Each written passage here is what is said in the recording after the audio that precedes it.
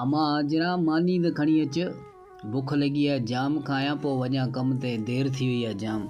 जी बाबा खणी थी अचा। बाबा ये वठ मानी, आ तुझे ला पानी भरे दे अचा।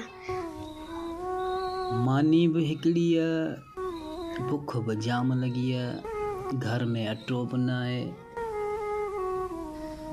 जेकॾहिं आऊं थो मानी खायां त नंढड़ी बुख ते वेंदी, मूंखां त बर्दाश्त थी वेंदी, नंढड़ी खां बुख बर्दाश्त कान थींदी।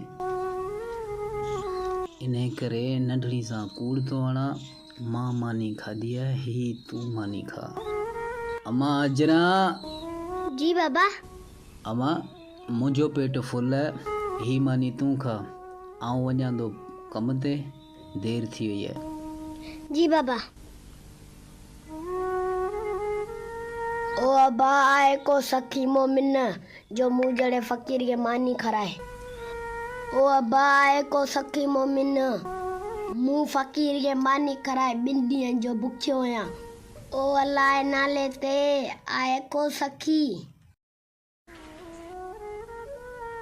अदी मुंह फकीर के मानी खराई आ, अल्लाह करे तो सदाई आबाद हूंदी। कल को सो ॾींहुं न ॾिसी सदाई आबाद हूंदी।